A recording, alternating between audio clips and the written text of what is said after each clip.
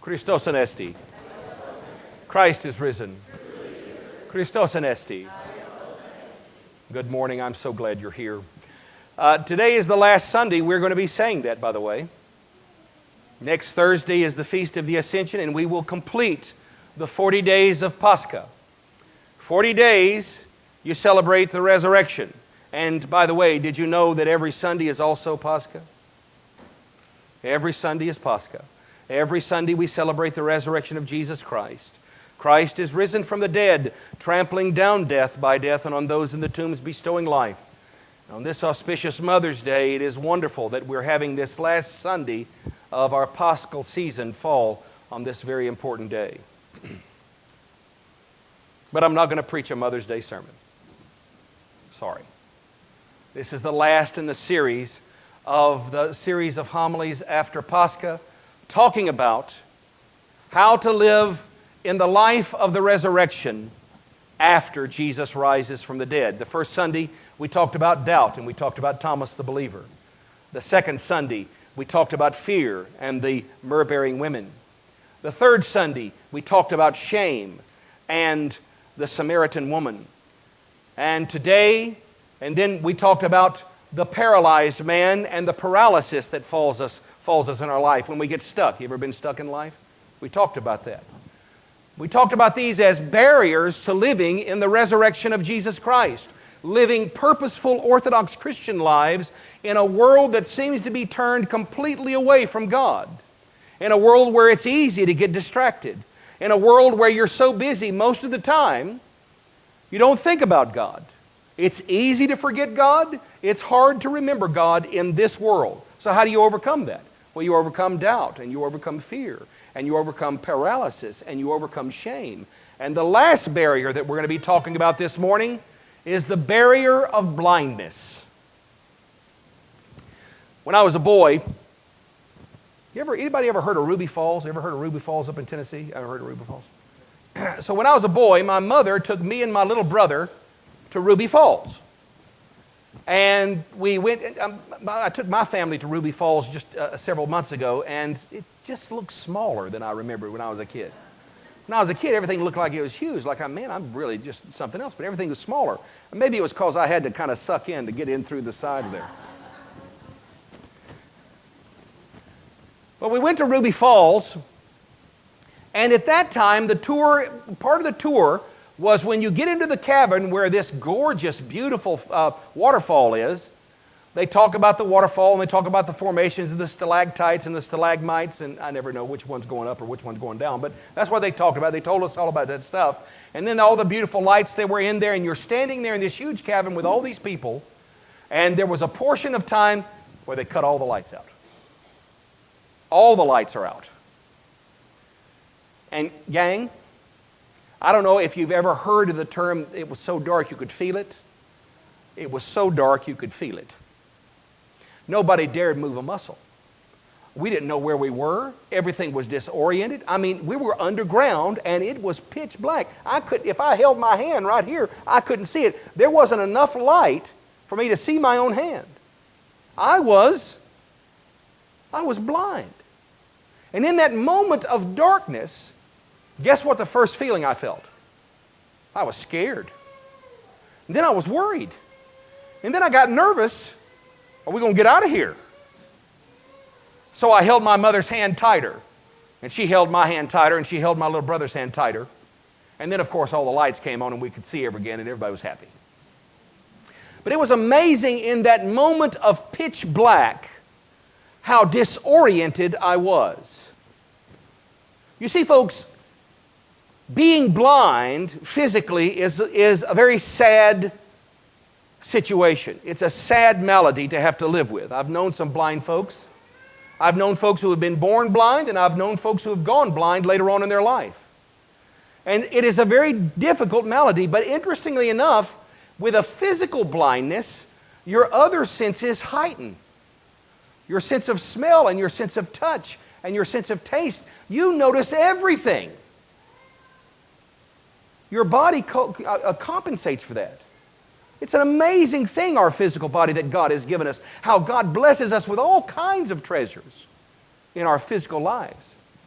But there's another blindness, my angels, that if you think physical blindness is difficult and hard, try the spiritual blindness that grips a man or a woman who can't remember God, who is asleep most of their life. They're asleep. They're walking through life asleep, unaware that the kingdom of God exists, unaware that they should reorient their priorities to line up with the reality of the kingdom of God. They're spiritually blind. And in their spiritual blindness, they grope and they stumble.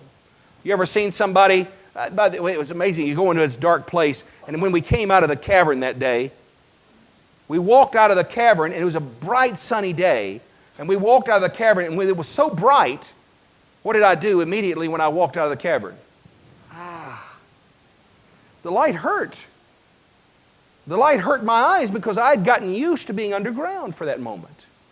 And that's the way it is with men and women who are spiritually blind. They've gotten used, they've gotten that it was normal to be blind. It was normal to not pay attention to God.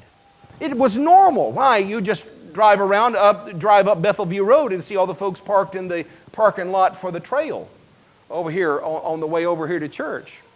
They're busy on Sunday morning exercising and doing many other things and never finding the ability to find a few hours to keep their focus on God. It's easy to be spiritually blind, folks. It's hard to stay awake to the light. And when you're not used to the light, you grimace against the light. There are 3 blind people in this story today, 3 groups of blind people. It wasn't just the man born blind that was blind. In fact, to be honest with you, he was the guy most able to see because he confronted Christ, he found Christ, he did what Christ commanded, go and wash, and then he testified to what Christ had done for him. He's the one that sees better than anybody. But there's some other blind people. The disciples were blind. They thought the man was born blind because he had sinned or his parents had sinned, as if God the Father were pernicious and difficult to get along with. You see, folks, part of the spiritual reason why people are spiritually blind is that they've believed a lie about God the Father.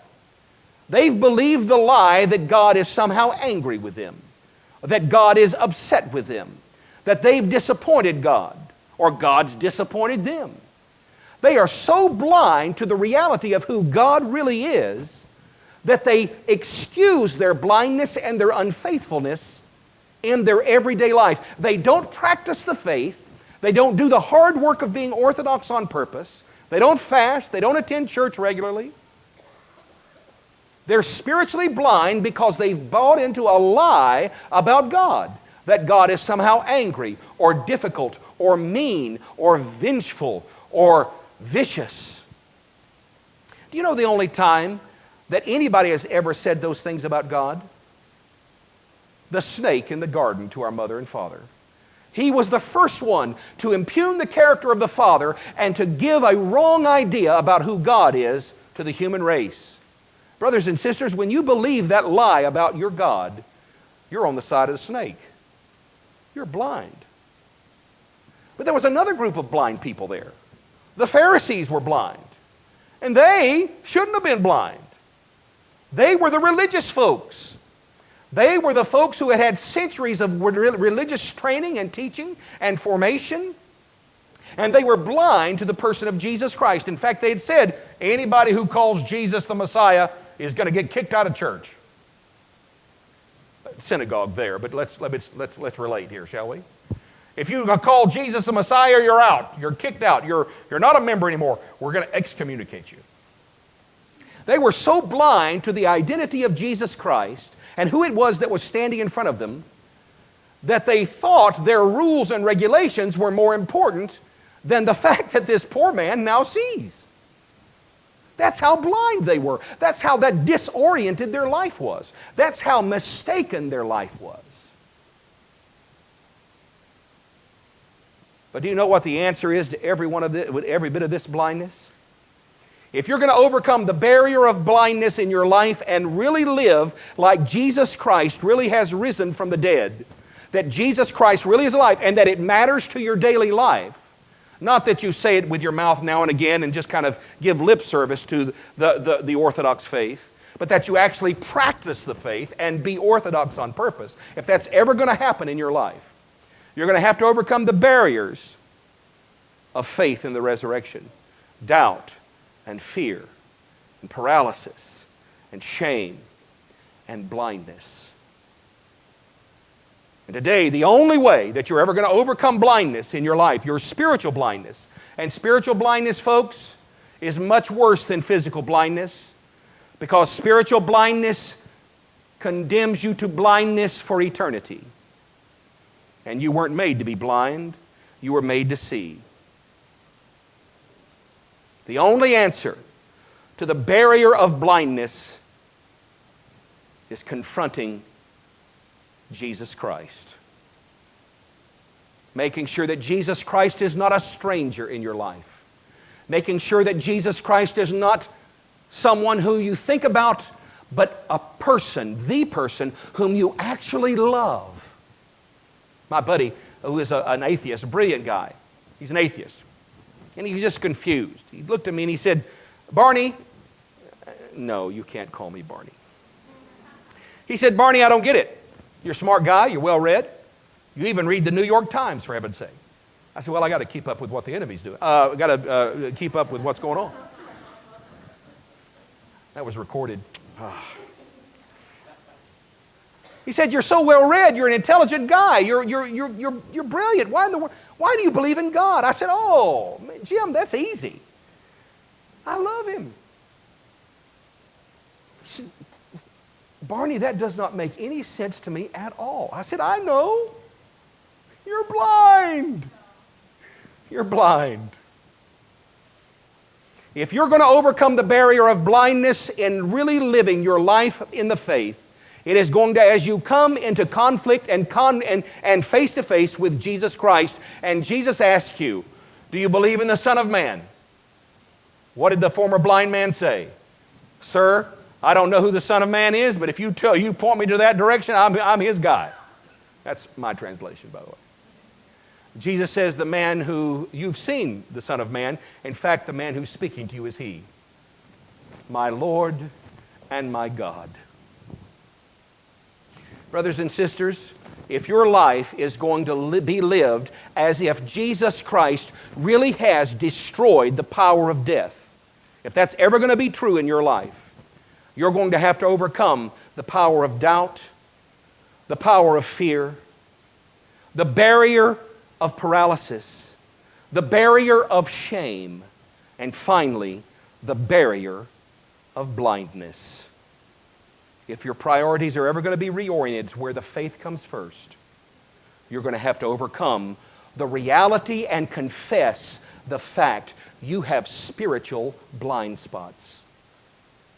And if you confess that and come face to face with Jesus Christ, like you're here now, you're face to face with Jesus Christ, and He asks you this morning, every one of you, He asks you what He asked the blind man. Do you believe in the Son of Man?